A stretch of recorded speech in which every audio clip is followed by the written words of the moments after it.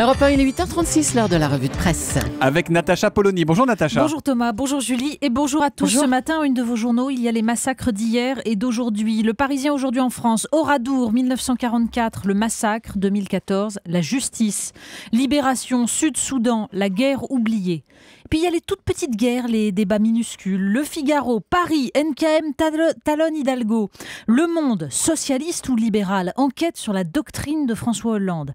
D'ailleurs, le Point voit enfin une lueur d'espoir. Impôts, dépenses, réformes. Et s'il se réveillait enfin, on parle de François Hollande bien sûr.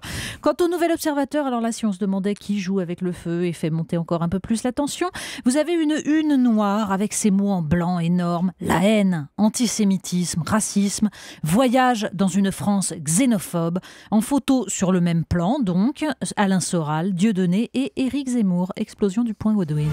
On commence avec l'affiche du printemps, NKM Hidalgo, le match. Il y a deux mystères que la presse tente de percer ce matin. Dans Libération et le Parisien, c'est la fameuse question de savoir qui a sauvé Serge Dassault de la levée d'immunité. L'autre, c'est le mystère NKM ou la transformation de l'icône en spécialiste du ratage. Mais là aussi, il y a débat. Entre la une du Figaro qui annonce en fanfare le sondage salvateur, le Nouvel Observateur qui titre sur le chemin de croix de NKM et VSD qui tranche, NKM, c'est mal parti, on hésite un peu. Bon, l'avantage, c'est de pouvoir se repasser le roman photo de Nathalie à Paris, c'est dans VSD, les cheveux tenus, puis lâchés, Nathalie en scooter, Nathalie dans le métro, Nathalie avec le SDF. D'après VSD, même Nicolas Sarkozy commencerait à la lâcher, après lui avoir conseillé de se lancer.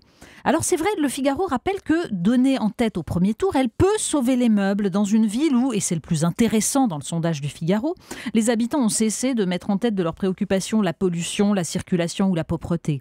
Les principaux sujets pour les Parisiens, comme sans doute pour beaucoup de Français, ce sont dans l'ordre la délinquance, le logement, les impôts locaux. Mais dans un coin de page, sur une des photos de VSD, il y a le visage de Jean Tibéry, juste pour se rappeler ce que c'est que la droite parisienne. Les histoires de Dieudonné continuent à occuper une bonne place dans les journaux ce matin. Oui, dans le long défilé des emballements médiatiques, Dieudonné a rejoint Leonarda, ça s'appelle une séquence. Mais ce matin, il y a des choses intéressantes pourtant à lire.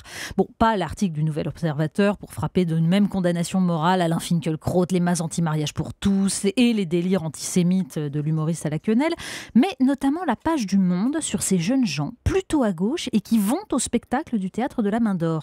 Alors ils se défendent de tout antisémitisme, mais la Shoah, disent-ils, on en a mangé jusqu'à la terminale. Derrière, il y a évidemment la concurrence des victimes, l'idée du refus des sujets tabous, l'impression d'un gouffre entre les élites et eux. Sur le site Atlantico, les analyses de Jean-François Kahn, Philippe Bilger ou Elisabeth Lévy parlent de la multiplication des interdits qui incitent à la transgression. La fondatrice de Causeur parle du danger des lois mémorielles qui aboutissent à théoriser un palmarès du malheur et appelle à débattre plutôt qu'interdire, à confronter, dit-elle, le véritable humour au ricanement. Je crois nos sociétés suffisamment fortes pour digérer de telles confrontations. Des analyses très très loin du brouet idéologique du Nouvel Observateur. Et pourtant, dans ce même Nouvel Obs, vous avez trouvé un papier qui vous a intéressé. Mais oui, parce qu'il y a des articles très intéressants dans le Nouvel Observateur ce matin, notamment ce témoignage glaçant d'un pédophile abstinent. C'est-à-dire un de ces hommes fascinés par les images pédophiles, mais qui ne passe pas à l'acte et qui raconte son parcours, ses psychanalyses, l'effroi de sa femme. Il attribue son mal à un blocage dans l'enfance, alors il tente de se soigner. Et tout à coup, on sort de l'émotion pure, du dégoût aussi, du dégoût profond, pour réfléchir à une politique de prévention par la prise en charge de ces pédophiles avant qu'ils ne soient dangereux. C'est le rôle d'un article de presse intelligent. Et puis, on aime lire des romans, des livres qui sont écrits par des auteurs étrangers. Et tout ça, c'est grâce à des gens qui font un travail remarquable et discret. Oui, les traducteurs. Et ça aussi, c'est dans le Nouvel Observateur. On nous parle de ces traducteurs qui traduisent aussi les manuels d'utilisation d'appareils électroménagers. Oui, nous ne pensons jamais à eux. Pourtant, ils sont de moins en moins bien rémunérés. Ils le sont tout de même davantage pour les travaux techniques que pour ceux qui demandent des qualités littéraires. La poésie est payée au vers, alors qu'un manuel d'utilisation, lui, peut se traduire grâce à des logiciels, ce qui donne les résultats délirants qu'on connaît tous. Le linguiste Gérard Genette, auteur d'ouvrages plutôt abscons, s'était entendu répondre par le service client de la FNAC, alors qu'il demandait de l'aide avec son magnétoscope. Monsieur, quand on a écrit figure 1, figure 2 et figure 3, on doit pouvoir comprendre un mode d'emploi, même traduit du coréen. Bon, évidemment, c'est la moindre des choses. On termine avec une information qui va intéresser Laurent Cabrol.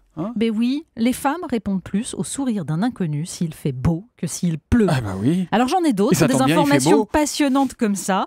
Un nouveau mot anglais est créé toutes les 98 secondes dans le monde. Et dans Pulp Fiction, les auteurs prononcent 265 fois le mot fuck. Oui, ce sont quelques-uns quelques-uns des savoirs inutiles que liste chaque mois le magazine Néon. Et pour bien débuter 2014, le numéro de janvier offre un supplément, 200 savoirs inutiles inédits. Mais on peut en ajouter quelques-uns qui ne sont pas dedans. NKM arriverait en tête au premier tour des municipales, François Hollande a opéré un tournant libéral. Allez, arrêtons-nous là. Merci Natacha Polony, la revue de presse tous les matins, 8h35 sur Europe 1.